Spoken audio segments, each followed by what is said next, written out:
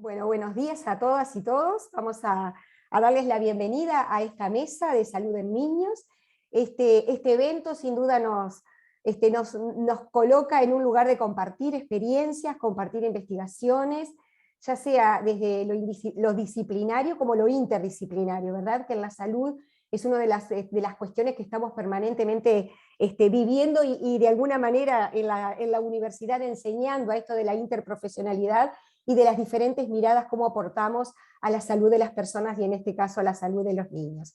Así es que solicito a los expositores que nos ajustemos a los tiempos, les voy a ir avisando cuando faltan 3 minutos, y a los participantes les decimos que está abierto el chat, las preguntas se van a hacer por el chat, no vamos a dar la palabra, y se van a hacer al finalizar todas las exposiciones. Así que, bueno, bienvenidas y comenzamos entonces con la exposición del trabajo Características clínicas de los niños con infección por SARS-CoV-2 en el Centro Hospitalario Pereira Rosell, a cargo de Valeria Cardoso. Bienvenida, Valeria, adelante. Buen día, muchas gracias. Ya comparto la pantalla.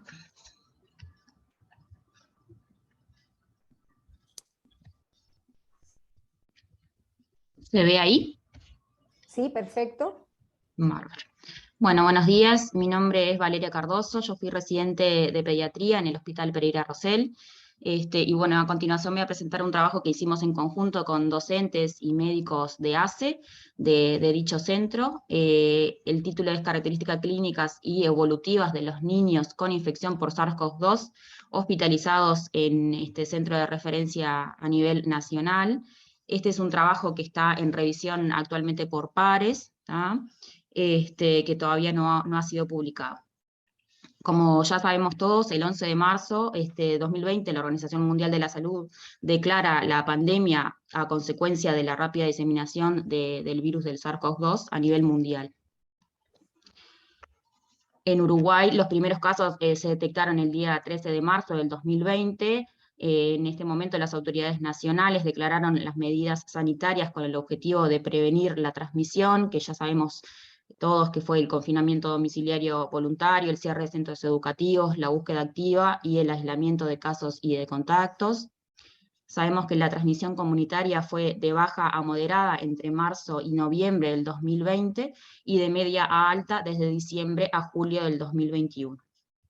En diferentes descripciones a nivel mundial se resalta una menor prevalencia de la enfermedad y de la gravedad de los menores de 15 años, con un predominio de las formas leves o asintomáticas.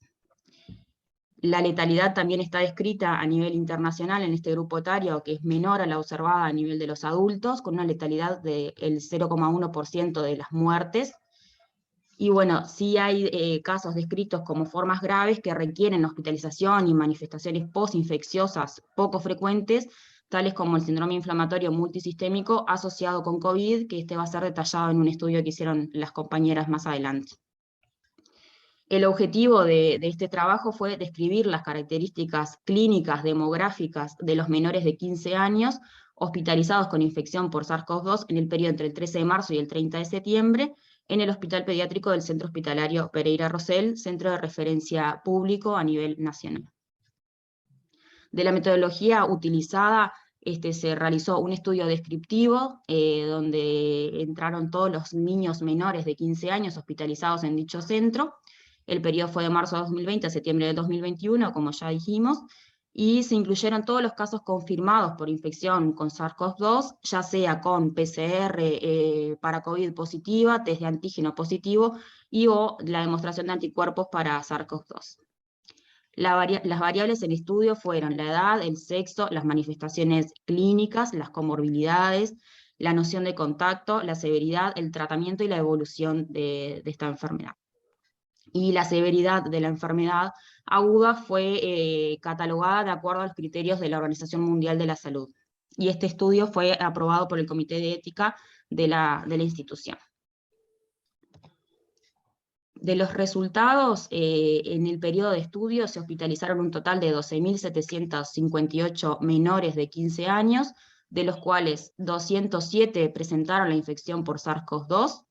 La mediana de la edad fue de 1,5 años, con un rango intercuartil de 3 meses y 8 años. La mayoría de los niños que estuvieron hospitalizados fueron menores de 1 año, siendo 92 menores de 1 año. Y bueno, después tuvimos variedad de edades, obviamente, de 31 de 1 a 4 años, 40 de 4 a 10 años y 44 de 10 a 15 años. Y hay que destacar que el 54% de los ingresados fueron de sexo masculino. Bueno, en esta gráfica lo que podemos ver es la distribución mensual de las hospitalizaciones en el periodo de estudio, que fue un total de 207, como habíamos dicho, y que el primer caso que se registró que ingresó al hospital fue en noviembre del 2020, y el mayor número de hospitalizaciones ocurrió en mayo del 2021, con un total de 56 niños ingresados por infección por SARS-CoV-2, que coincidió con el momento de la mayor transmisión a nivel comunitario.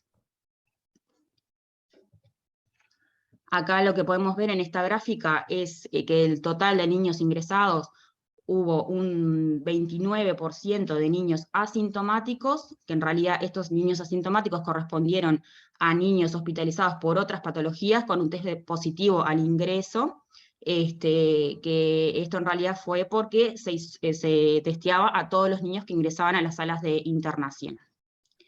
Y un total de 71% de pacientes sintomáticos que se catalogaron de acuerdo a los criterios de severidad de la Organización Mundial de la Salud, como habíamos dicho, con síntomas leves, la mayoría, 71, moderados 30 y graves 32. Y dentro de los críticos tenemos 14 que en realidad, de acuerdo a los criterios, el síndrome inflamatorio multisistémico por COVID se catalogó siempre como crítico independientemente de la gravedad del niño.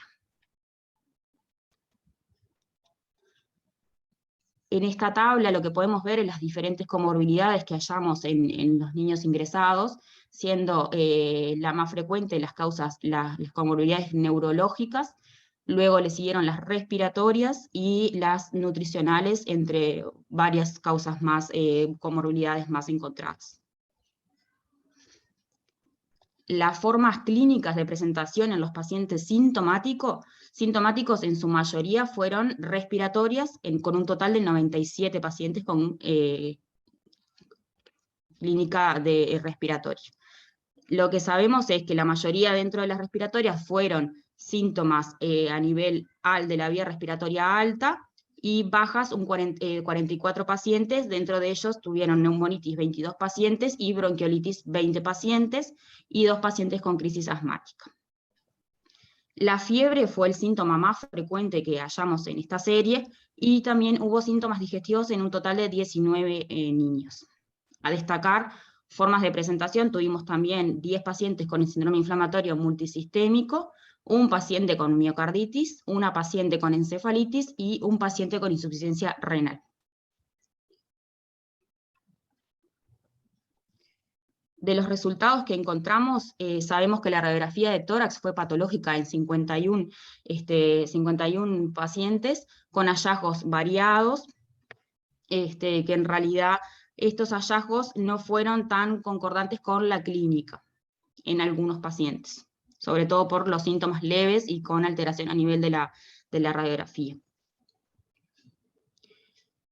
De estos pacientes ingresados recibieron oxigenoterapia 39,5% de los que tenían manifestaciones respiratorias.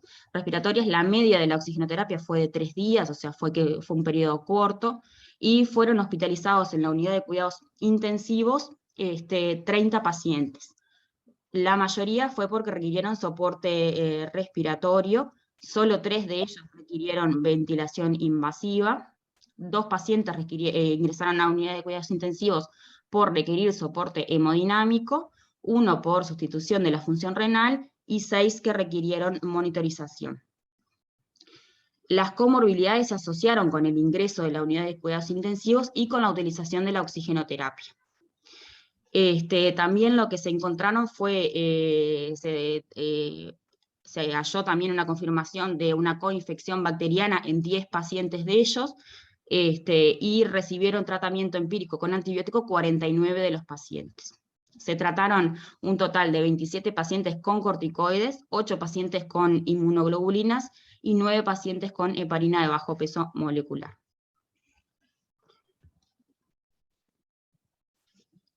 Dentro de las conclusiones que pudimos sacar en este trabajo, es que bueno, la hospitalización en los niños con SARS-CoV-2 en el hospital pediátrico del Centro Hospitalario Pereira Rosell fue de 1,6%. La mayoría de los niños, como ya habíamos dicho, tenían síntomas leves o estaban asintomáticos, predominaron las manifestaciones respiratorias, y la mayoría que presentó insuficiencia respiratoria se resolvió con la oxigenoterapia convencional, requiriendo asistencia ventilatoria mecánica solo un 1,5%. En esta serie, los pacientes que presentaron el síndrome inflamatorio multisistémico predominaron las manifestaciones cutáneas y digestivas. El ingreso de los pacientes, como mencionamos anteriormente, por SARS-CoV-2 que ingresaron a UCI se asoció con la presencia de comorbilidades, con mayor duración de la fiebre y con la necesidad de oxigenoterapia. En esta serie, la letalidad que encontramos fue la hallada a nivel internacional también, y bueno, estos hallazgos contribuyen al conocimiento del comportamiento de la infección por SARS-CoV-2 a nivel de los niños en nuestro país, el Uruguay.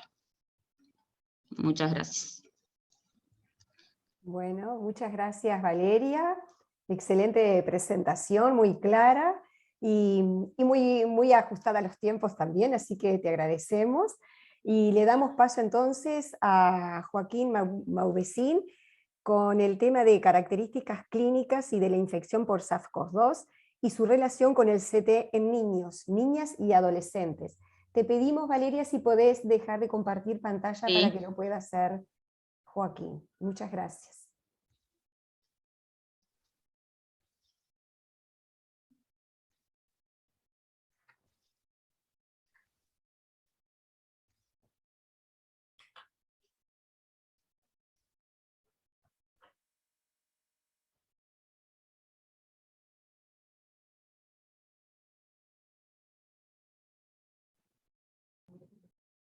Bueno, un segundito que acomodo esto, la camarita de Zoom.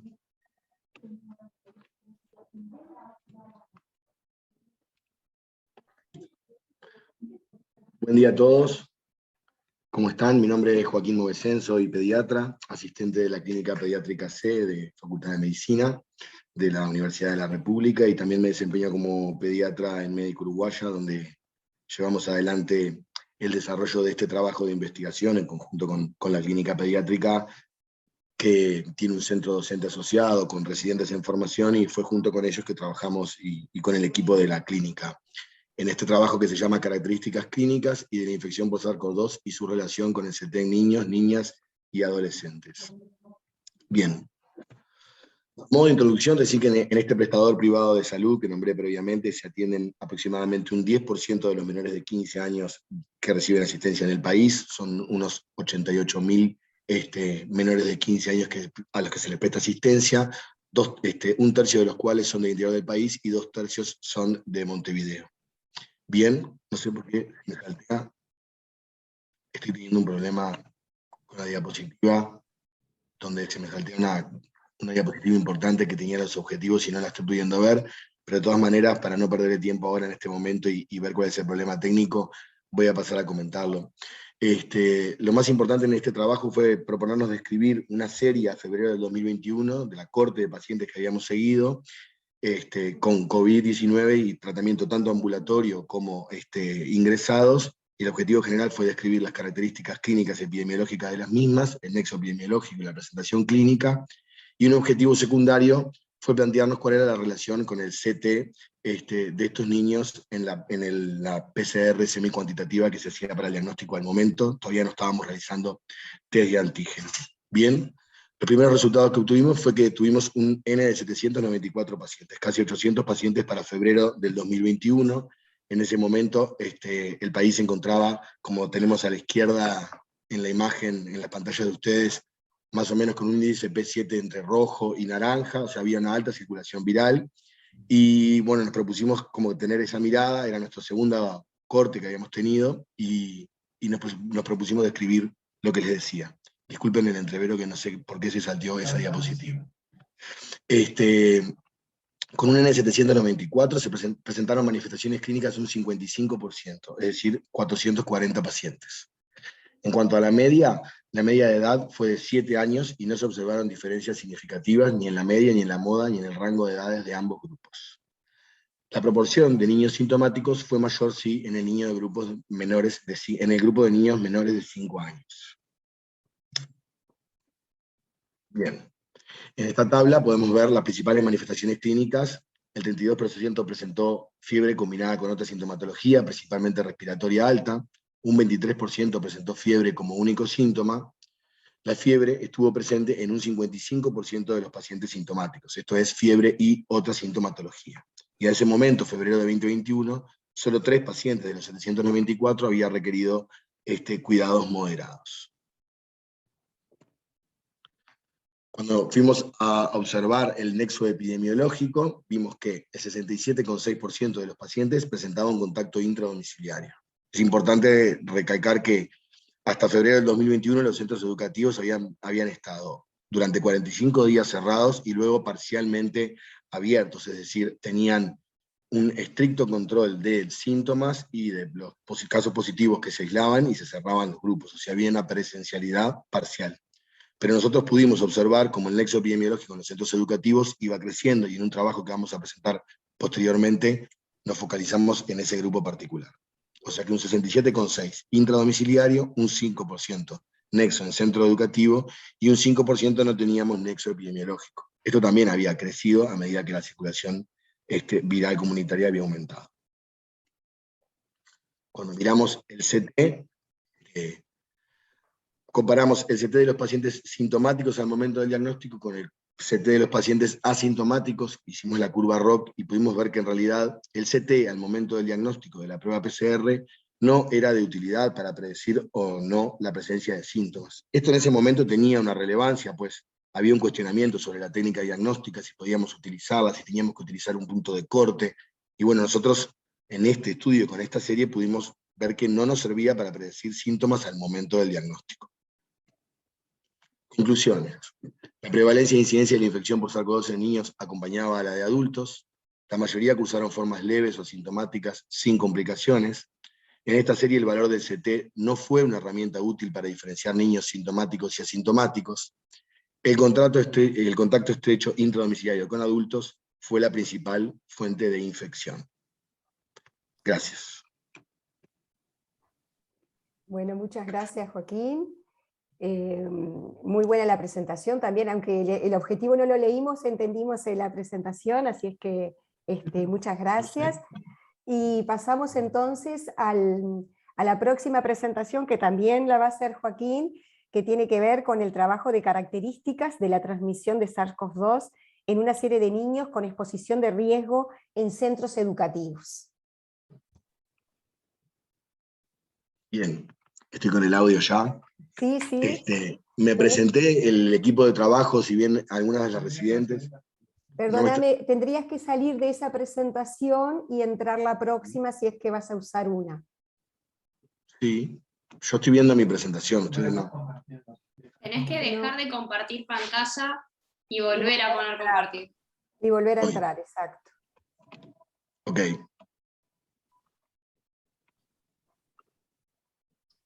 ¿Ahí? Ahora sí. Ahora sí. Gracias. Ahí está, perfecto. Adelante. Bien. El equipo de trabajo también fue similar y los centros que trabajamos en conjunto también, si bien cambiamos algunos de los autores y cambiaron las residentes que participaron, en este caso Camila Avesí y Joaquina Goldarás, y trabajamos junto con el profesor Yaqueto en este trabajo que nos propusimos observar el fenómeno de la dinámica de transmisión en los centros educativos de los niños asistidos en este prestador privado de Uruguay.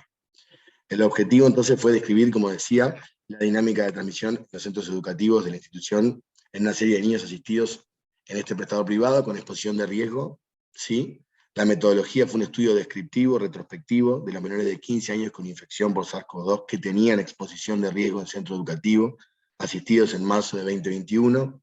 Enfatizamos la exposición de riesgo como algo distinto al contacto, porque muchas veces en los centros educativos no podíamos obtener el dato más crudo de si habían sido 15 minutos de exposición, de cuánto había sido la distancia. Entonces hablábamos de casos en el centro educativo.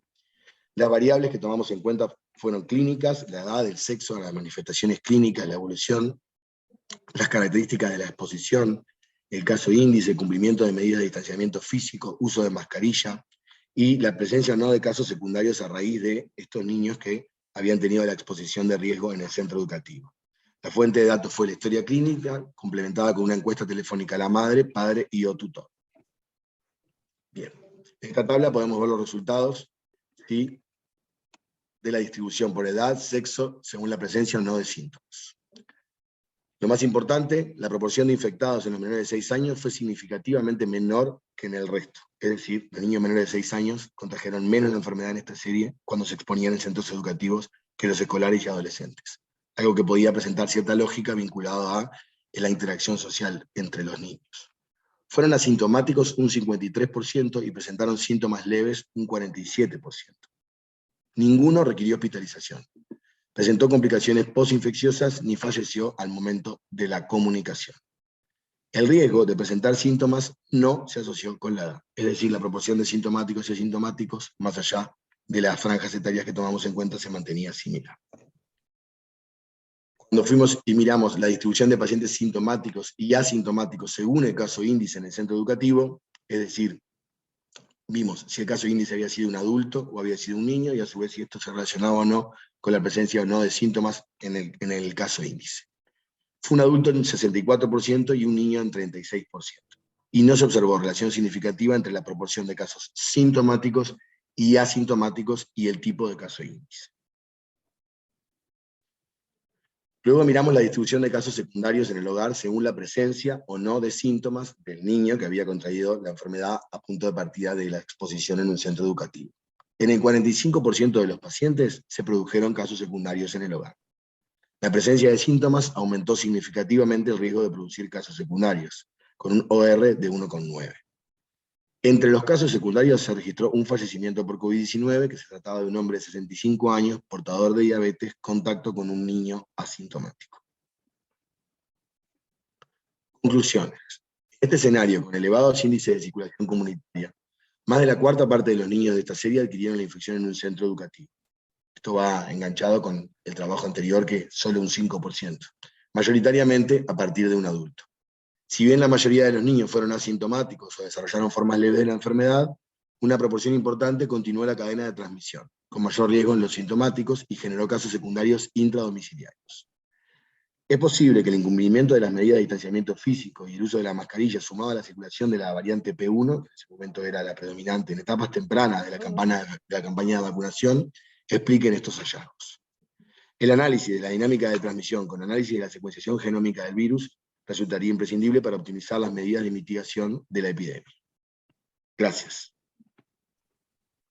Bueno, muchas gracias, Joaquín. Vamos bien con el tiempo, así que vamos a tener seguramente instancias para poder hacer preguntas. No sé si está presente la persona que tiene el trabajo de consumo de alimentos de los escolares durante la pandemia, porque no se pudo contactar conmigo y no sé si está presente.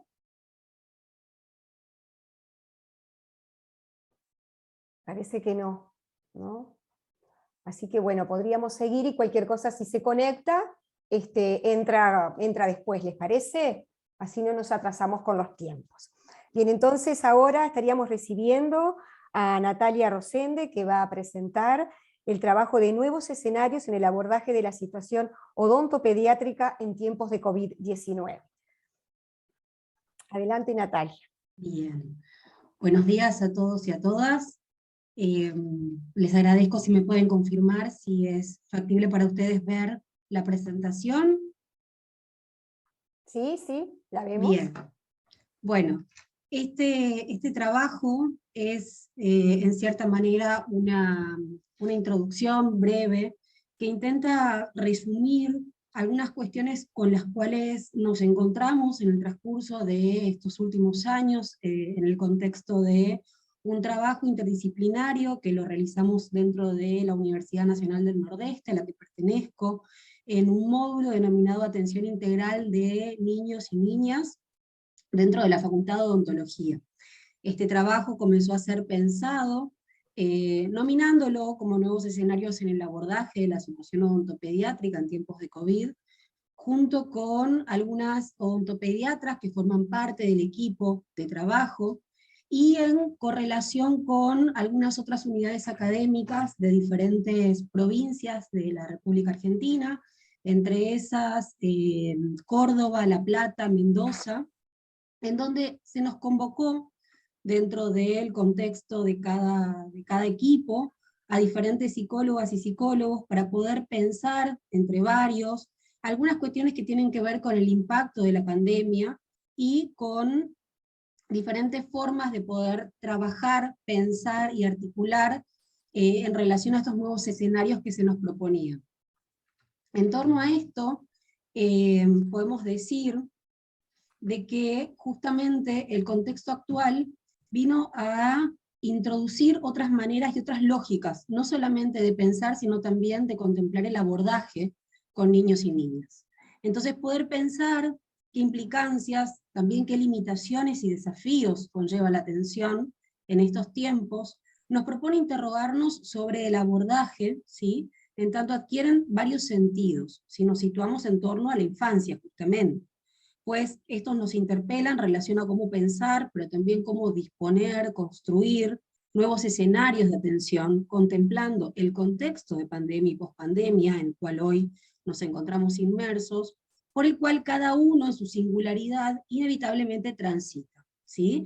Esto nos implica o nos arroja, ¿sí?, el desafío contiguo de poder reversionar otros modos de abordaje, no solamente en torno a la práctica odontopediátrica específicamente, situando esta línea de abordaje, sino también en relación a otras prácticas de salud.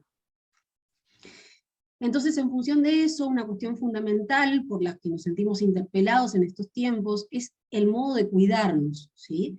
Este modo que introduce, de alguna manera, en cada uno ciertas resonancias respecto a que lo primero que aparece es esta perplejidad de la distancia, ¿sí? Sostener la distancia social como vector preventivo, esta condición que por momentos fue obligatoria, en el sentido de traer aparejado muchas cuestiones que no tenían que ver solamente con el ámbito de salud, sino con el ámbito social, y que nos condujo a reestructurar el encuadre de atención. La pandemia introdujo entonces escenarios que por momentos resultaron muy disruptivos, inciertos porque se rompieron, se quebraron ciertas coordenadas lógicas y previsibles en cuanto al espacio, a los tiempos, a la modalidad de atención, ¿sí? De alguna manera estos escenarios que comenzaron a ser dinámicos, ¿sí?, contemplando que tendrían que haber otras posibilidades en relación a pensar la infancia, para que tanto niños y niñas puedan tramitar estos acontecimientos siendo acompañados, ¿sí?, por adultos.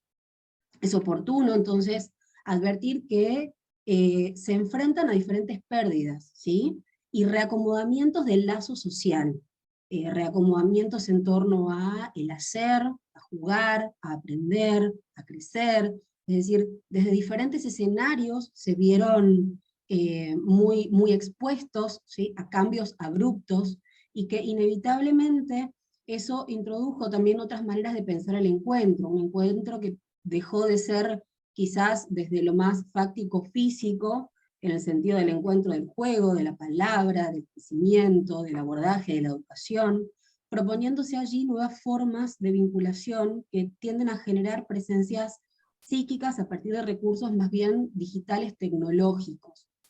Entonces, esto de alguna manera contempla esta idea de pensar y de revisar entre varios la nominación del aislamiento, ¿sí?, del aislamiento al cual nos vimos de alguna manera arrojados desde un inicio y desde un lugar preventivo.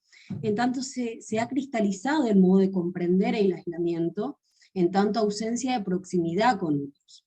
Y tiende en ocasiones a ser una mirada más bien sesgada, ya que diferentes autores, me interesa mucho traer quizás la nominación de Denise Drakhmanovich, que nos propone pensar que en realidad estamos continuamente en contacto de otros modos, ¿sí?, incluso ahí donde el aislamiento venía a ser lo preponderante del contexto. Este estar en contacto de otros modos de alguna manera hay que poder dejarlo en evidencia, porque no vino a quebrar vínculos o relaciones, sino en todo caso a reconfigurarlos. El abordaje específicamente en odontopediatría sostenía hasta allí ciertas variables como constantes en el proceso de recepción, de abordaje, de tratamiento, con una estructura muy clara, y esto también era interesante cómo surgían en el decir y en el recorrido que hacían odontopediatras respecto de sus tiempos de atención, estructura que se tornó incierta en el contexto de COVID por una serie de cuestiones que se desplegaron a partir de allí, desarticulando coordenadas temporespaciales con los que si algo se sabía era hacer, en el sentido metódico, ¿sí?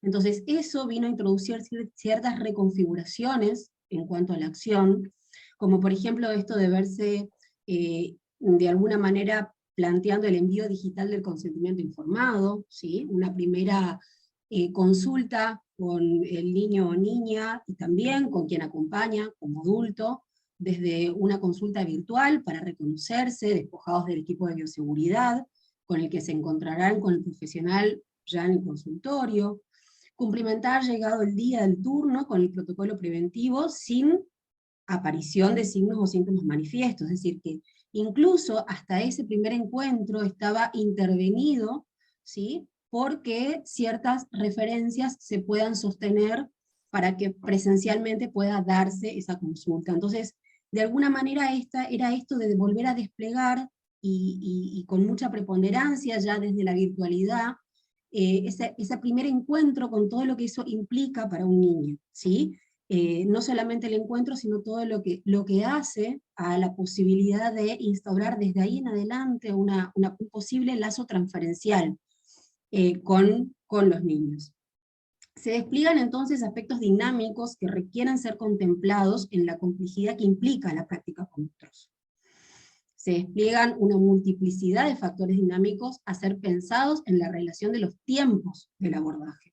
Entonces, situamos aquí dos instancias muy relevantes que tienen que ver con esto que decíamos antes, del encuentro previo, de cómo se trabajaba en torno a una tarea más bien preventiva, de dar lugar, ¿sí?, a el acto de conocer al niño o a la niña, de que nos conozcan como profesionales, conversando sobre las medidas de bioseguridad, sobre cómo iban a encontrar al profesional dentro del contexto del setting odontológico, la vestimenta de protección, la presencia o la ausencia de un familiar dentro del espacio, ¿sí? Esto proyectando quizás gráficamente y acompañándonos de palabras lo que sería el encuentro presencial, pero sin pasar desapercibido de que ese encuentro virtual, tecnológico, ya gestaba de alguna manera un lazo posible.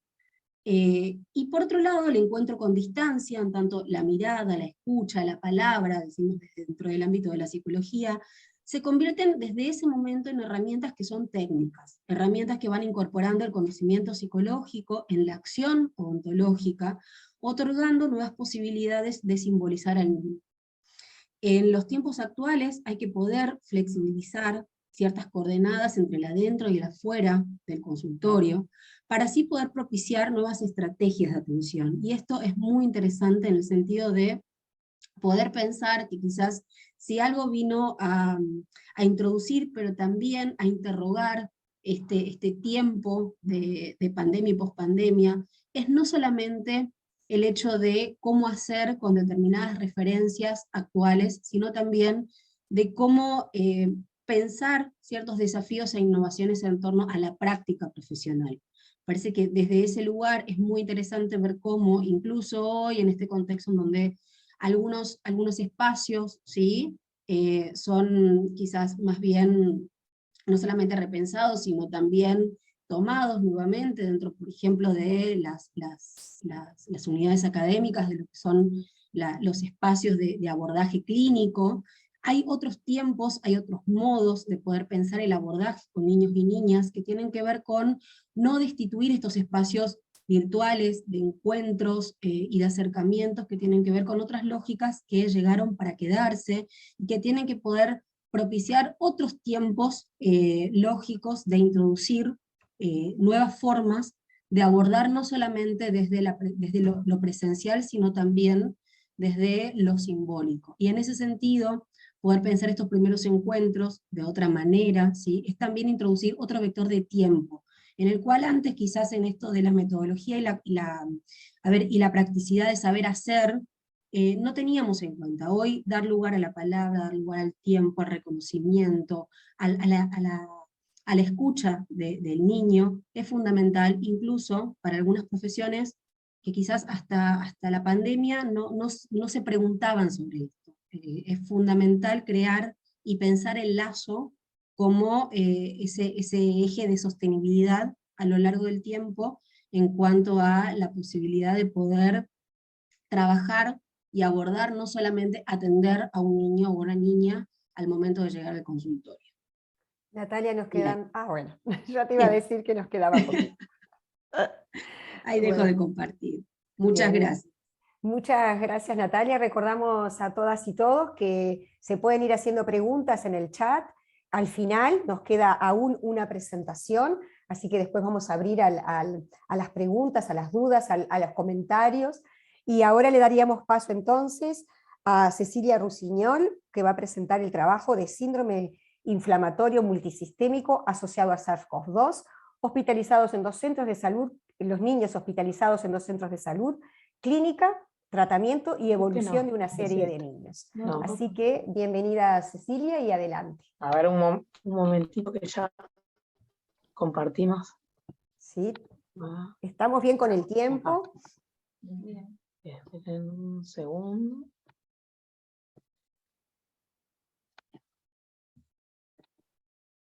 Ahí está.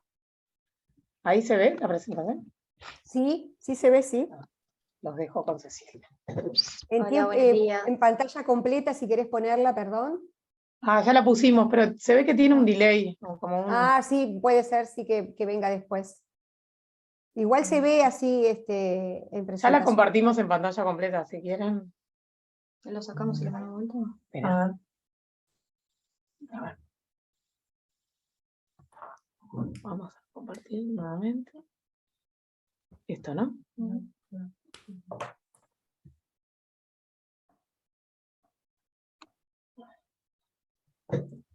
Bueno, no sé si se ve completo, pero a nosotros nos aparece. No, nosotros no, pero igual se lee en la común, igual la estamos leyendo. Bueno, vale.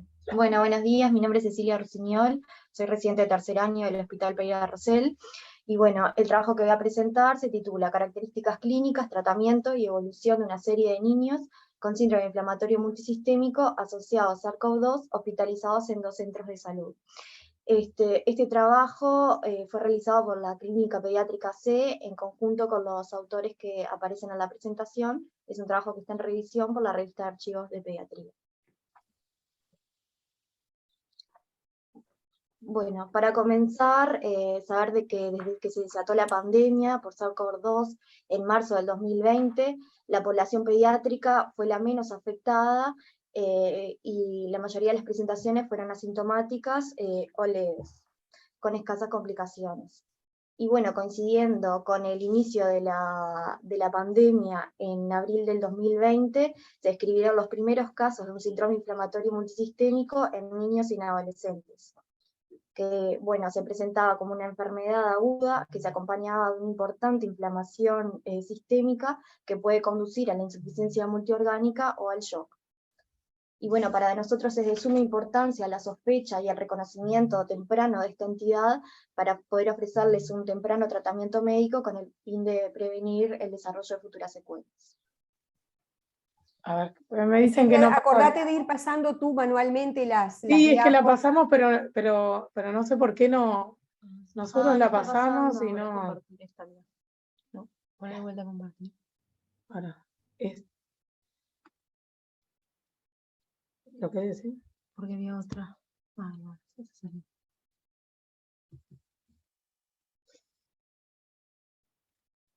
No sé por qué no les pasa, nosotros No. pasamos y no. No, ahí va a ir pasando la de a una a ustedes manualmente para que aparezca la diapo. Claro, eso lo hacemos. Ahora les pasa si corremos. Sí, ahí estamos viendo la tercera. Perfecto. Está, genial. Bueno. Bueno, y hay varios criterios para la definición de casos del síndrome inflamatorio multisistémicos. Están los criterios de la CDC, que son americanos, están los británicos, que son los de la Royal College, que estos criterios son un poco menos estrictos que los de la OMS, por eso nosotros para nuestro trabajo elegimos para la definición de caso utilizar los criterios de la Organización Mundial de la Salud. Para la definición, según la OMS, se presenta un paciente menor a 19 años con fiebre mayor a 3 días, con evidencia de infección por SARS-CoV-2, con elevación de los marcadores de inflamación, que puede ser la BES, la PCR o la PCT, con ausencia de alguna otra causa microbiana y antiinflamación que lo explique, más dos de los siguientes que son afectación de piel y mucosas, que acá puede ser un rash cutáneo, edema o eritema de manos y pies o de labios, inyección conjuntival, alteración hemodinámica, como hipotensión o shock, alteraciones cardiovasculares, signos de coagulopatía como elevación de los dímeros D o alteración en el tiempo de protrombina, y afectación gastrointestinal aguda, que puede corresponder con náuseas, vómitos, diarrea o dolor abdominal. ¿Ahí se ve la siguiente? No. Estamos en la Seguimos 3 viendo la todavía. 3. Estamos ¿Qué viendo la problema 3. eso, no sé por qué. Prueben, ahora que dejaron de compartir, primero dejar de compartir, poner pantalla completa y ahí darle compartir, a ver si A funciona. No, ver. al revés. A ver. Pero ponerlo todo. Claro, pero Ahí, poner acá también. No, antes de poner compartir, sí, pones la pantalla. eso y ahora compartir. Pero ahora tengo que ir. Ya. Ah, pues lo pones. Sí, Sí, ¿no? sí, sí, pero hay uno que, mira, nombre. Ah, disculpen, pero no sé por A qué ver, no. pero la abrí antes. Sí. Si no pasamos así sin maximizar, por Sí, lo ahí menos. estamos mirando la 4. Por eso, está. Lo paso así Bien. sin maximizar, así. Sí, claro, y lo vamos mirando igual. Dale. Bueno, para hablar un poco del síndrome inflamatorio multisistémico, puede presentarse durante la infección aguda o bien como una complicación posinfecciosa, 6 semanas que siguen a la infección. La presentación clínica es variable, que puede ir desde un cuadro febril leve hasta presentaciones graves con compromiso hemodinámica o falla multiorgánica. Bueno, acá un poco la imagen de lo que veníamos hablando de la presentación.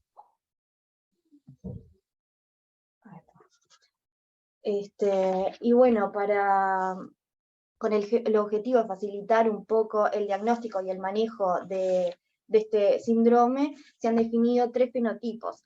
Tenemos el fenotipo con evidencia de shock, que hay evidencia de función orgánica o multiorgánica.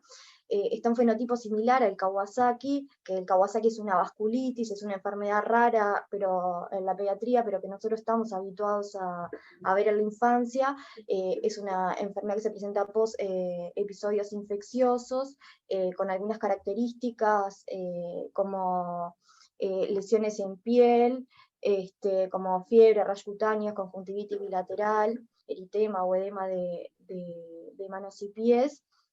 Que se diferencia en realidad del síndrome inflamatorio multisistémico, porque a pesar de ser un síndrome post-COVID, lo que presenta es mayor compromiso digestivo como forma de presentación inicial. Y bueno, después tenemos el SINPED, que cumple los criterios de la OMS para definición de casos, pero que no se presenta ni como shock, ni tampoco tiene alteraciones en la piel, por eso bueno, se define como una enfermedad moderada, y tiene síntomas más inespecíficos.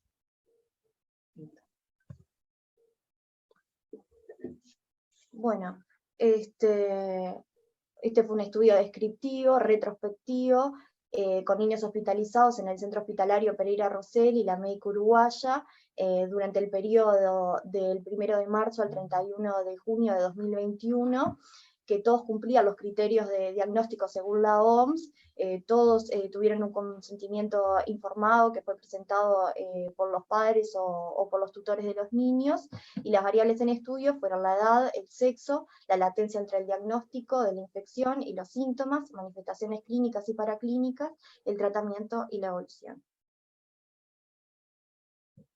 Bueno, de los resultados obtenidos, fue un estudio de 12 niños, la media de edad fue de 6 años, 7 fueron de sexo masculino, 5 de sexo femenino, 5 presentaban comorbilidades, 2 tenían asma, 2 epilepsia y 1 tenía obesidad. Bueno, la infección por SARS-CoV-2 se confirmó por PCR en 6 pacientes, 4 por test serológicos y 2 por test de antígeno. La media de latencia entre el diagnóstico de la infección y el inicio de los síntomas fue 17 días, con un rango entre 3 y 70 días. La media de duración de fiebre fue de 6 días, con un rango entre 3 y 10 días, y 9 presentaron manifestaciones digestivas y 7 mucocutáneas. A 5 de estos pacientes se los clasificó como Kawasaki-like, a 2 como shock y a 5 como enfermedad moderada. 8 de los pacientes requirieron ingresos en cuidados moderados y 4 intensivos. Y destacar que ninguno de los pacientes que ingresó en cuidados intensivos requirió asistencia ventilatoria mecánica. Y bueno, esta es la tabla de las afectaciones cardiovasculares que tuvimos. 9 pacientes presentaron afectaciones cardiovasculares. Las más frecuentes fueron los cambios en el electrocardiograma. Algunos movilizaron levemente las enzimas cardíacas, 5 presentaron taquicardia mantenida al ingreso, y destacar que de los 2 que se presentaron como shock, solamente uno requirió tratamiento con vasopresores, el otro solamente se trató con cargas de volúmenes. Bueno, no fueron shock refractarios ninguno de los 2, y solamente uno de ellos fue el que estuvo más grave, y solo uno tuvo compromiso coronario.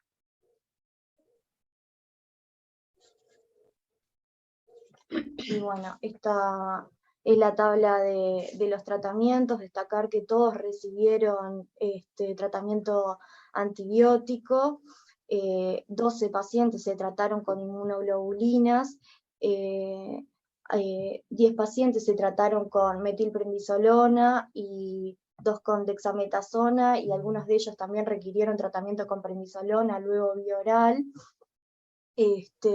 8 de los pacientes fueron tratados con anticoagulantes, que esto está un poco discutido, ya que ninguno tuvo dilataciones de las coronarias, dilataciones grandes de las coronarias, y bueno, si bien la anticoagulación está propuesta para el manejo inicial de los pacientes, esto está un poco discutido, porque ninguno se presentó con episodios protrombóticos. Los episodios protrombóticos son excepcionales en estos pacientes.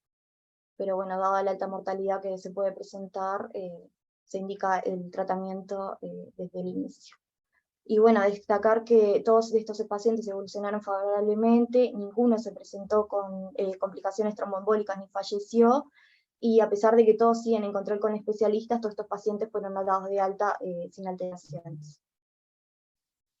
Y bueno, para concluir este trabajo, saber que en estos centros los primeros casos de síndrome inflamatorio multisistémico coincidieron con el pico de incidencia de COVID-19 en nuestro país.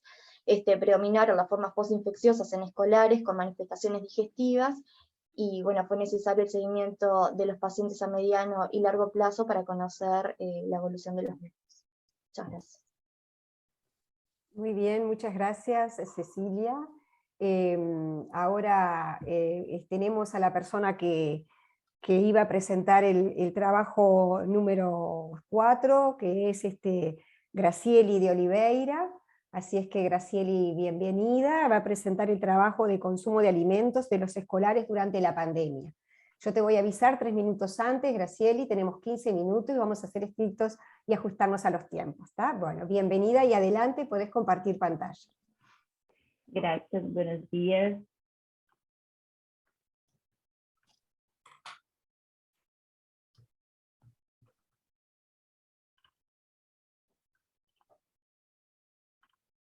¿Todos están mirando mi tela? Sí, ¿lo vemos? Perfecto. Yo soy Gracieli y hablo de Brasil.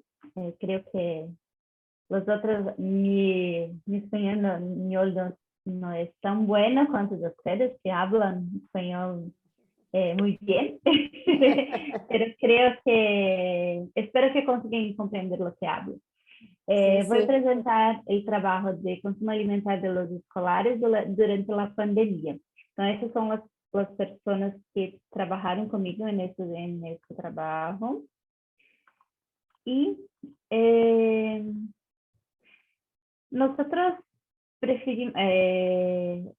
estudiamos que durante la pandemia, el nuevo coronavirus, los hábitos fueron cambiados de las poblaciones. Y eso tuvo un impacto muy negativo en la alimentación, especialmente en niños y adolescentes.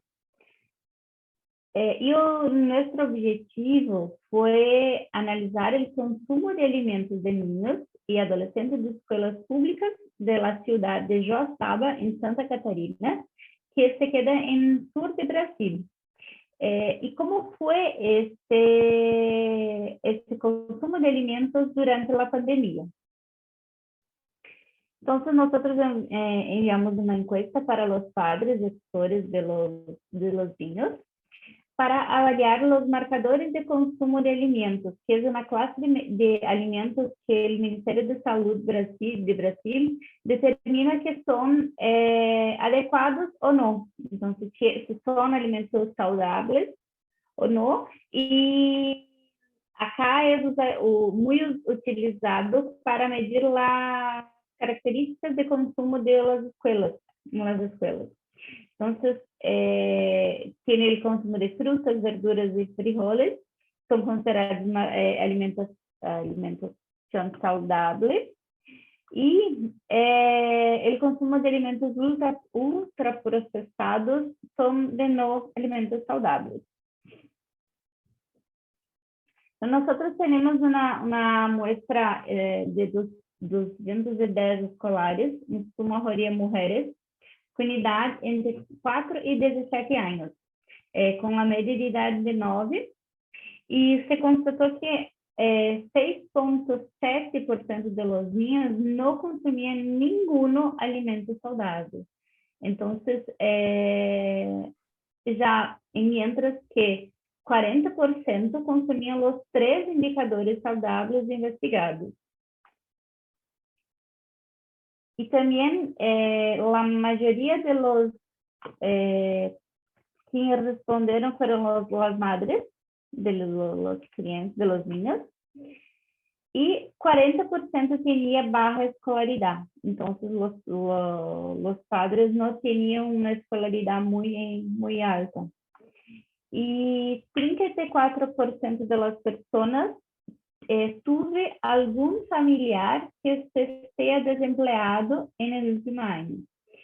Y 33% de las familias recibieron ayuda del gobierno, que acá fue llamado de auxilio emergencial, que fue para la pandemia.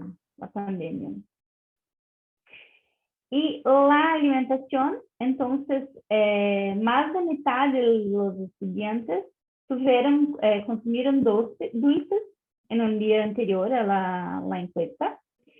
Las frutas fue consumida por 63% y 46% relataron que tuvieron una alimentación peor durante la pandemia o comeron más en cantidad. Y entonces, 88% de los niños pasaron a comer alimentos ultraprocesados y 22% comieron 3 alimentos ultraprocesados. Entonces, es un cambio grande. Y nosotros también hacemos medidas de los niños y verificamos que tenemos el 21% de los niños con obesidad severa y 7 con obesidad y 12 con sobrepeso. Entonces, nosotros esperábamos que por la pandemia, los niños tenían más dificultad con la alimentación, pero no fue lo que aconteció. Entonces nosotros tenemos pocos niños con bajo peso, entonces solamente 4%. Y no tuve diferencia entre sexos e edad, pero los niños de 4 y 5 años fueron los que tenían una alimentación más saludable.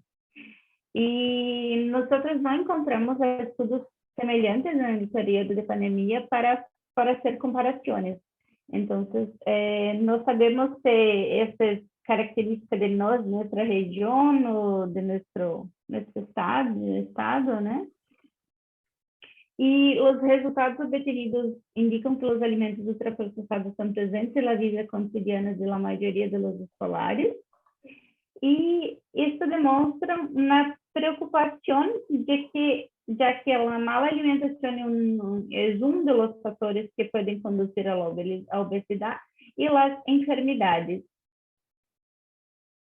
Acá son algunas imágenes de nuestro proyecto, que nosotros tenemos, estos resultados son solamente una parte de él, porque nosotros hacemos educación en salud con las crianças, entonces actividad física, sobre salud bucal también, y hacemos muchas actividades con ellos de educación también. Entonces, gracias por aprobar nuestro trabajo. Y dejo acá, estos son nuestros apoyadores. Entonces, muchas gracias. Bueno, muchas gracias, Gracieli. Te entendimos perfectamente, así que no te preocupes. Y bueno, agradecerles a todos los expositores la calidad de la exposición, las temáticas abordadas, ¿verdad? Que sin duda nos llevan y nos retrotraen aquel momento de la pandemia, ahora a poder mirarlo desde una distancia, y abrimos entonces las preguntas a los participantes. Ya hay una pregunta en el chat que nos hace Andrés, para Valeria y para Cecilia, ¿no? ¿Registraron nuevos casos de SIMPED-S luego del pico de abril-junio 2021? Si es así, ¿se pudo explorar el vínculo con otras cepas virales o la presencia de casos en niños vacunados? Gracias.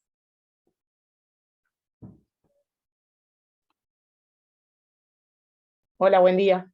Podés dejar de compartir, Gracieli. Ahí está, gracias. Ahí va. Mi nombre es Lorena Pardo y yo soy coautora de los trabajos con Valeria y con Cecilia.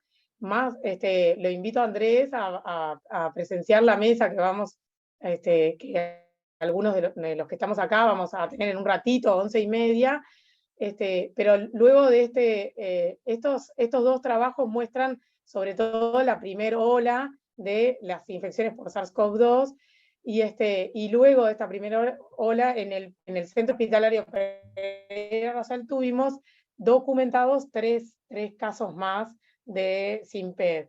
Hubieron otros niños en los cuales se sospechó este síndrome, pero no se confirmó. No se hizo son muy pocos casos, Andrés, como para, bueno, hacer ninguna otra conclusión, y algunos de estos niños eran menores de 5 años, por los cuales no les correspondía la vacunación. Había un de los otros 3, que si yo mal no recuerdo, uno tenía 5 años y no estaba, 2 eran menores de 5. Por fuera de los datos que presentaron mis compañeras. No sé si eso contesta a tu pregunta, Andrés. Sí, buenísimo, muchas gracias. Yo escribí la pregunta porque acá están en construcción y cada tanto hay un taladro que no se escucha nada. Me imaginé que después de que la mayoría de los casos eran el pico y que después, por suerte, no había tanto, y sí me gustaría participar en la mesa, pero Yo estoy en Francia y por lo que tengo entendido la mesa es solo presencial. Así que... No, creo No, que se todos. transmite por... Cecilia te Ah, puede bueno. contestar. Entonces me Sí, fijo, sí. porque yo había visto unas mesas que eran presenciales, pero si esta no, seguro que Es en esta estaría misma ahí. sala. ¿Esta misma sala a qué hora? 11:30 empieza, Andrés. Bien. Terminamos Impecable. nosotros y continúan ellas, Ahí quedan está. quietas ahí, pero entramos bueno. a otro nombre de mesa. Bueno, muchas gracias. Hay Así. muy buenos trabajos, todos. Gracias. No sé si hay más preguntas y si no podemos ir a comentarios porque tenemos tiempo. Yo si quieren voy a empezar con algunos comentarios que fui tomando de las presentaciones y una de las cosas es, en este caso, que son las compañeras que presentaron por la Facultad de Medicina y la Universidad de la República, una vez más se muestra que la universidad estuvo oportunamente e inmediatamente dando respuesta, ¿verdad? Así es que eso es para nosotros un plus de capacitación, de formación, de interés en las temáticas nuevas que aparecen y cómo se pudo comenzar rápidamente a pensar y a atender, en este caso, a los niños, ¿no? También aparece a lo largo de las diferentes presentaciones la importancia de lo intradomiciliario, ¿no? Ya sea como factor o ámbito donde el contagio se produjo, o como en el último de las presentaciones, por ejemplo, cómo la familia resolvió la alimentación. Entonces, a mí me parece que ese ámbito intradomiciliario en el trabajo en equipo es una oportunidad que tenemos para trabajar sin dudas, ¿no? Lo vimos en reiteradas, ustedes lo presentaron perfectamente, cómo en la familia es ahí donde se generan hábitos, decían algunos, ¿no? Ese contexto, decía Natalia, los contextos en donde viven los niños son determinantes para su salud, evidentemente. O sea que nuevamente encontramos que la determinación social de la salud o los condicionantes de la salud están presentes y ustedes a lo largo de las diferentes presentaciones se vieron, ¿no? Y creo que es una oportunidad para el equipo en poder empezar a mirar ese espacio de trabajo en conjunto con las familias, ¿no?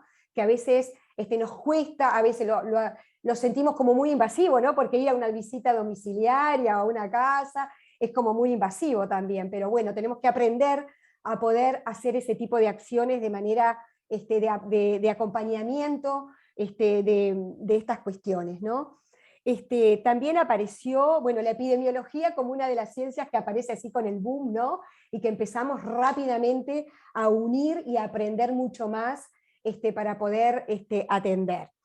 Yo creo que los pediatras y los residentes y los que trabajaron con niños tuvieron un peso importante que fue el estigma que hizo la sociedad hacia los niños como que eran el vector contagiante, ¿recuerdan? Y fue bien, muy sentido creo que por los propios niños primero que nada, las familias y yo creo que ustedes que los estaban atendiendo, ese peso lo tenían, ¿verdad? Y apareció, ahí decía Natalia, las capacidades que le llamamos blandas, la escucha, la mirada, la recepción, ¿verdad? Como herramientas técnicas que empezamos como a darle más valor o a utilizarlas de diferente manera. Entonces yo creo que ahí la pediatría, por ser una de las especialidades que abordan a los niños, tuvo todo ese peso también del estigma para trabajar con los propios niños y con sus familias, ¿no? El otro aspecto que aparece es la agudeza, diría yo, profesional de todas las disciplinas, ¿no? El poder mirar agudamente el caso, el tema, y poder empezar a profundizar. Y ahí uno de las presentaciones hablaba del seguimiento que le hicieron a los niños. A mí me parece que ese aspecto es sustancial porque no solo mira el caso, sino que formaliza y profundiza y fortalece una modalidad, que es la continuidad asistencial, ¿verdad? Esa continuidad que se la damos y que a veces en los diferentes niveles tenemos que ajustar aún más para que ese seguimiento sea en los diferentes niveles, quizás, ¿verdad? Esa coordinación entre niveles, esa continuidad asistencial que decimos que no anden los niños y sus familias buscando en el laberinto en donde les toca atenderse, ¿no? Entonces yo creo que aquí en esta mesa aparecieron aspectos que tienen que ver con la atención como modalidad, la importancia, ¿verdad? La temática en sí de la pandemia, lo que nos significó y cómo la tuvimos que trabajar, y a su vez lo específico que de cada disciplina, cómo trabajó con los niños durante la pandemia y con sus familias. Yo creo que a mí me dejan estas cosas así que estoy diciendo, ¿no? Como que una cantidad de cosas que son lecciones aprendidas, pero supongo que hay mucho más para aprender, ¿no? Como que nos dice, y todo lo que se viene después.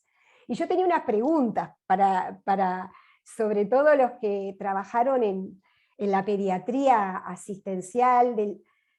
Hoy están atendiendo a niños que nacieron en la pandemia y estuvieron un año en esa situación, que cuando decimos que la estimulación, la sociabilización es importante en algunos periodos de la vida y marca, estos niños ustedes, ¿cómo ven? ¿No? Digo, los odontólogos y las odontólogas, los pediatras, los nutricionistas, ¿cómo ven a estos niños y mamás que tuvieron un parto en pandemia, casi solas, ¿no?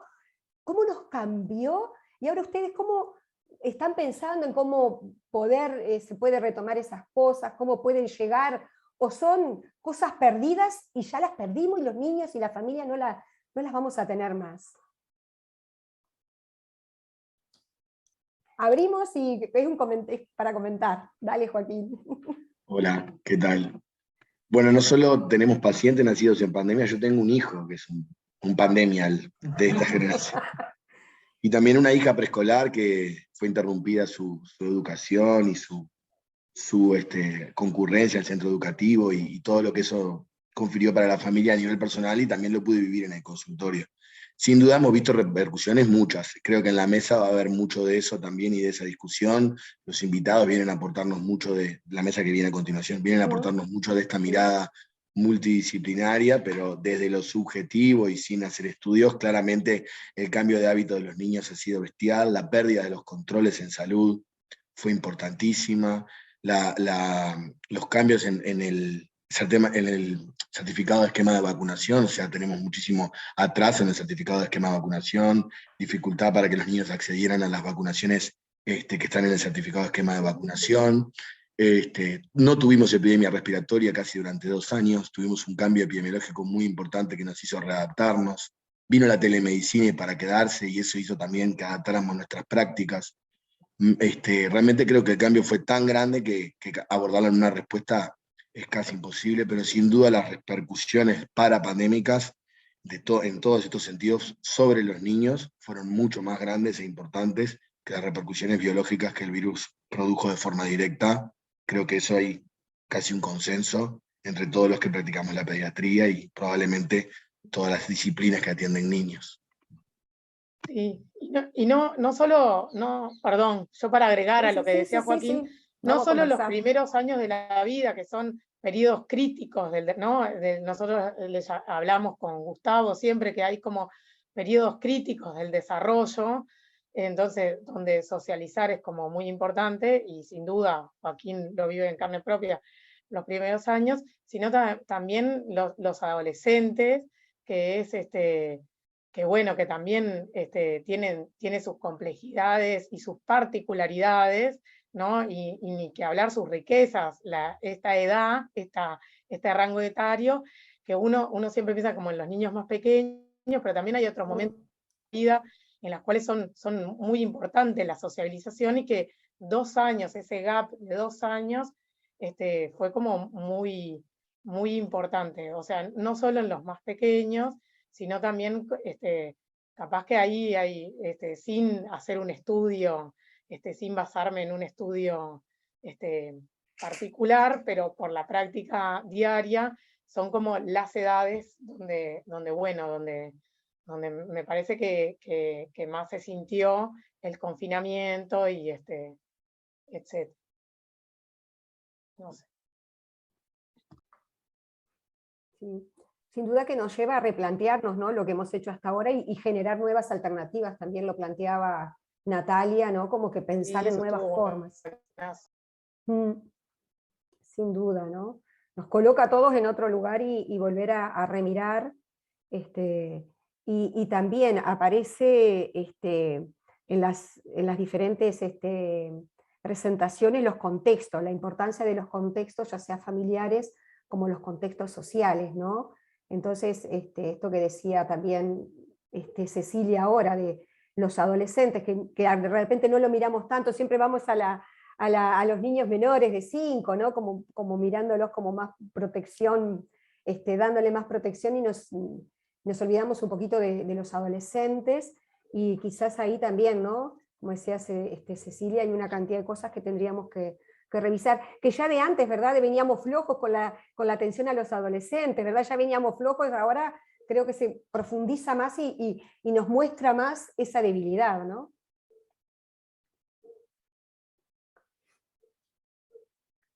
Bien, a ver si hay alguna pregunta más, algún comentario que quieran hacer. Abren sus micrófonos nomás, no hay problema, porque tenemos... Dale, Andrés, dale, Andrés. Yo no soy médico, por eso aprovecho y sobre todo me interesa la opinión de los pediatras, pero de todo el mundo. Lo que decía Cecilia es cierto, al principio, y un poco basándonos en lo que pasa con la gripe y las otras infecciones respiratorias, casi que apuntamos directo a los niños como los grandes transmisores de SARS-CoV-2, pero yo tengo la impresión, pero no puedo, quiero ver qué piensan ustedes, si ahora no nos fuimos un poco para el otro lado, digamos. Al principio fue, entre comillas, acusamos a los niños de que eran los malos, los principales transmisores, que era casi que tener cuidado de los niños, y ahora, o después de un tiempo, cuando vimos que no era tan así, o por lo menos que no era tan así con los virus que circulaban al principio de la pandemia, ya estamos cuando queremos tomar medidas, no hablo de confinamiento, pero cuando queremos tomar medidas para tratar de hacer espacios, no sé, las escuelas más seguras desde el punto de vista de contagios, o cuando se discute la vacunación pediátrica, no estamos más ahora un poco como muy del otro lado de decir, no, pero si al final el COVID de los niños no pasa nada, dejémonos para decirlo maripón, dejémonos de hinchar y dejémoslos tranquilos a los niños, y en realidad la realidad es que a pesar de todo, por suerte son pocos, pero hay casos, y con las nuevas variantes hay más casos, o se ven casos más severos. No sé cómo lo ven en la práctica de todos los días, y yo sé que en Uruguay, por suerte, a nivel de circulación de virus, está un poco más tranquilo, en términos relativos, o por lo menos comparado con lo que se ve acá en Europa, pero quería ver un poco cómo lo ven ustedes. Bien. Dale, Joaquín. Hola, Andrés, sí, está muy buena la pregunta, y además es una reflexión que hacemos permanentemente, ¿no? También, porque cada vez que uno intentó sopesar todo esto que vivieron, ponderarlo y tomar medidas de apertura y de por favor volver a la presencialidad, como se luchó el año pasado y como se estimuló fuertemente desde la pediatría para que eso sucediera, siempre estábamos pensando en no descuidar ese aspecto. Y creo que una cosa es lo que realmente pasa entre los pediatras, los trabajadores de la salud y los equipos que asistimos, que tenemos claro que estamos ponderando y que el virus igual es un virus que infecta a niños y que los niños transmiten la enfermedad y también sufren por el virus consecuencias. Eso lo sabemos y lo tenemos en mente. Hay como otra discusión, que es una discusión pública que excede a la discusión de la academia, donde como que a veces no hay matices. Tiene como que ver un poco con el mundo del hoy y las redes, ¿no? Como que pareciera ser, o como que el virus era terrible y los niños eran vectores y alejate de tus nietos, o como que por favor a los niños no les pasa nada, no hay que hacer nada ni mirarlos. Creo que en realidad no hay nadie. La verdad es que adentro de la academia, en la discusión entre los pediatras, entre los que trabajamos en la salud y todas las partes, nadie piensa en ninguno de los dos extremos. Simplemente pasa que al público después sí salen a veces estos extremos, pero sabemos que tuvo menos repercusiones biológicas en la edad pediátrica, sin duda, sobre todo en la edad escolar, y que las repercusiones de las medidas drásticas como el cierre escolar, el cierre de las plazas, la interrupción de la vida social, fue muy grave y severa, y que hay que intentar recuperarse, pero no, eso no niega la importancia del virus, de la circulación viral y de las medidas de mitigación que puedan ser necesarias, y mucho menos de la inmunización en esa franja etaria, y nadie pone en cuestionamiento, ni se pone en posturas anti nada, ni pro radicalmente nada, que no son científicas y que son de Twitter. No, gracias, Joaquín. Solo para aclarar, porque capaz que, por la duda que no se haya entendido, ¿no? Mi pregunta no iba a la posición de los pediatras, sino a en realidad eso que planteaste, más bien a cómo ustedes lo viven en el cotidiano, porque yo soy investigador, no soy médico, pero soy investigador, y también probablemente se esté discutiendo en paralelo en la otra sala de Zoom que hablaba de la comunicación, y es esa cosa que a todos los que estamos acostumbrados a trabajar con virus de hace tiempo, esta cosa digamos, de blanco y negro que se ve en todas las discusiones, y como decir, las discusiones de Twitter o de las redes se vuelven, y todos sabemos que capaz que el arte está justo en donde buscar el término medio de medidas para proteger desde el punto de vista de, no sé, de transmisión de salud, y al mismo tiempo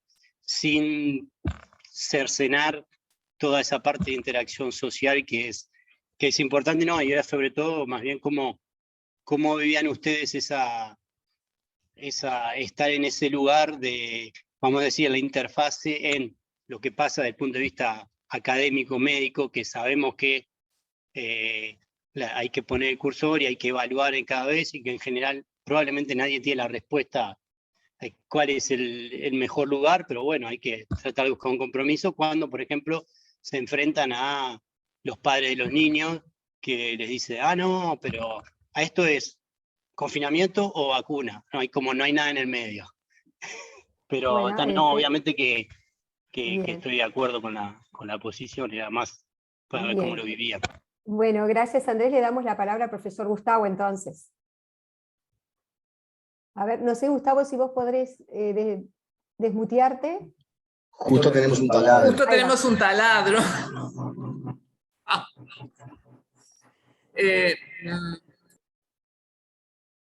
Ya voy. Apagá entonces. Ahí va. ¿Ahí me escuchan? Sí, perdón. No, bueno, la pregunta de Andrés es muy, muy importante porque, bueno, nosotros tenemos el diario interaccionar entre los niños, las familias, ¿no? La ciencia, es bastante complejo y hay que dar mucha información y hay que tratar de ser muy objetivo cuando uno da información para que las medidas que se tomen sean las medidas más racionales, ¿no? De todos modos, lo que quiero decir es que en este momento nosotros estamos viviendo, desde el punto de vista epidemiológico, lo que hace probablemente 2 años no vivíamos, ¿no? Que es la circulación de los virus respiratorios, tal cual no, pero en una magnitud cercana a lo que teníamos en años previos, con algunos conocimientos más acumulados, ¿no? Porque en realidad, gracias al desarrollo tecnológico y de investigación de las técnicas diagnósticas, etcétera, los virólogos tienen mucho que ver en eso, y el laboratorio. Nosotros ahora estamos conociendo más la circulación de otros virus que antes no buscábamos. Entonces, para nosotros está buenísimo porque en realidad en este momento, si te tengo que decir, en el hospital, nosotros tuvimos un brote más precoz que otros años de virus respiratorios estacionales, y sabemos que tenemos circulación de gripe, tenemos circulación de BRS, y también mucha circulación de metaneumovirus, que antes nosotros ni siquiera los buscábamos. Entonces, y estamos descubriendo que metaneumovirus se parece, por ejemplo, en muchas de sus manifestaciones a virus respiratorio sincicial u otros virus, que es indistinguible. Entonces, quiero decir, desde el punto de vista clínico, nosotros nos estamos enriqueciendo mucho con eso. Al mismo tiempo, obviamente, tenemos circulación de COVID, eso no decimos que no, hay COVID, ¿no? Y pero no estamos en una cosa que sea el sistema saturado por COVID, ¿no? Tenemos COVID, afecta, ahí se mostraron unos datos, ahora si nosotros hiciéramos el análisis, los que más se hospitalizan son chiquitos, ¿no? Son niños pequeños que tienen cuadros más bien respiratorios. Algunos son altos, pero bueno, algunos tienen cuadros respiratorios bajos. El comportamiento que estamos viendo sigue siendo muy similar a lo que hemos visto. O sea, son enfermedades que en general tienen bastante buena evolución. Obviamente, algunos niños terminan hospitalizados, requieren oxígeno, etcétera, ¿no? Ese es como el comportamiento que tenemos. Y bueno, nosotros siempre insistimos en que las medidas de protección se tienen que cumplir, pero también insistimos en que la escuela, las complicaciones que pueden atraer por interrumpir actividades curriculares o modificarlas drásticamente, para la infancia son muy superiores a los que la enfermedad trae.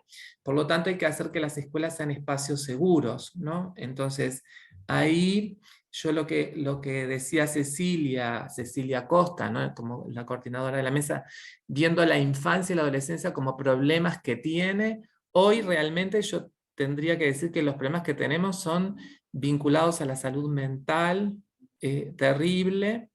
Tenemos prácticamente un tercio, un cuarto de las hospitalizaciones por problemas de salud mental, lo cual es una carga impresionante.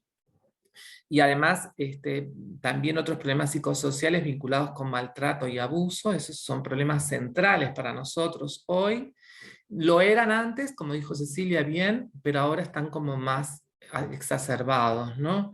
Eso por un lado, y preocupa la reemergencia de cuestiones que me parece que se perdieron durante los años de la pandemia, en el sentido de que nosotros ahora tenemos, como decía también Joaquín, algunas enfermedades infecciosas inmunoprevenibles que empezamos a observar.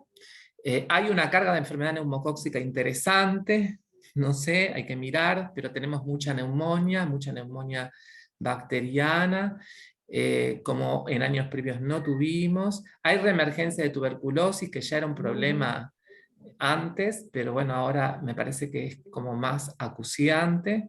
Y otros problemas, ¿no? Problemas nutricionales, problemas alimentarios. Hay muchos problemas de esos. Además, que habría que agregar los chicos que tienen patologías crónicas, que por suerte en la infancia son pocos, pero que han interrumpido sus controles, sus programas de seguimiento, y tienen una morbilidad importante, y esos también están siendo un peso para el sistema. O sea, hay que sopesar todo eso y ver cómo usamos las herramientas preventivas de la mejor manera, y creo que en ese escenario los espacios extrasalud, la educación, tanto formal como no formal, cumple un rol fundamental de protección a la infancia. En todos los aspectos, es donde se detectan los problemas de los niños, los maestros, los profesores, los licenciados en trabajo social, donde hay ese personal que es capaz de identificar problemas y traérselos a la salud. La salud no sale del todo al terreno. No estoy diciendo nada nuevo con esto, nosotros como médicos es menos, esto es una cosa más de la enfermería, pero lo que quiero decir es que se necesitan esos espacios de trabajo en territorio para poder identificar los verdaderos problemas. Un poco eso, un popurrí. Gracias. Gracias, profesor. No sé si hay otra persona que quiera comentar, preguntar. Un comentario cortito. Muchas gracias por la aclaración, estoy 1000% de acuerdo.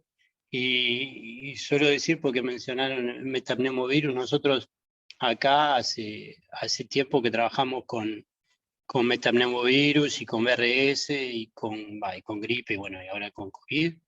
Así que a cualquiera de ustedes estoy a las órdenes para colaborar en lo que se pueda. Creo que está mi mail ahí en la lista, pero si no lo anoto acá. Ponelo, ahí está, ponelo en el chat, lo Andrés, tenemos. ponelo en el chat a tu mail. Lo pongo en el chat. Exacto. Así Y buenísimo. podemos- Y otra cosa que no hay que olvidar es que tanto las escuelas como las guarderías y todo, sobre todo las primeras edades, cumplen un rol. Nosotros mandamos a los niños ahí, entre otras cosas, nos lo decimos, para que se infecten y se agarren los virus respiratorios al principio. Y hoy por hoy creo que los próximos años vamos a estar pagando, si no estamos pagando ya ahora, los niños. Como decía Joaquín, yo tuve 2 niños en pandemia. Uno 3 meses antes, en septiembre de 2019, y otro ahora en abril. Seguramente no va a ser lo mismo que cuando ellos tengan 3, 4, 5 años, no va a ser el mismo que cuando yo los tenía hace ya más de 30. Pero bueno, les copio el mail ahí, muy Ahí bueno, está. y pues, me quedo para la... Bien. Yo creo que el profesor nos trae también la importancia de la protección social de la niñez y de la adolescencia como políticas públicas, y también lo mostró en la exposición Gracieli, ¿no? La cuestión de la alimentación. Y creo que antes que nosotros en una de las presentaciones estaba la seguridad alimentaria también, como una de las cuestiones importantes. Así es que yo creo que volvemos también a tomar a la salud la determinación social que tenemos en este caso con los niños, y la importancia de que nosotros también trabajemos un poco mirando el terreno, mirando la vida diaria desde lo cotidiano, para poder entonces ya apuntalar aspectos que no lleguen con gravedad a la internación, por ejemplo. Y lo otro importante que también es, en este caso, los que somos uruguayos, les comento a los compañeros que no son de Uruguay, la importancia que tiene para el sistema público el Centro Hospitalario Pereira Rosser como un hospital de referencia nacional, ¿verdad? Entonces yo creo que también es una fortaleza que tenemos, es un país pequeño en donde podemos acceder y en donde siempre tenemos el apoyo, y en este caso están comentando, compartiendo todas las actividades y los avances que están teniendo a favor y a disposición de todos los uruguayos y uruguayas. Entonces, eso es muy importante desde la Universidad de la República, cómo se ve en el interior, como le llamamos nosotros, en otros lugares, a todas estas experiencias. Así que bueno, le damos las gracias a todas y todos por haber participado. Nos encontramos en la próxima mesa que sigue en un ratito. Así es que gracias y felicitaciones a todos los exponentes. Que pasen muy bien y nos vemos pronto. Chao. Gracias. Chao. Gracias, nos vemos. Chao, gracias. Nos vemos. Chao.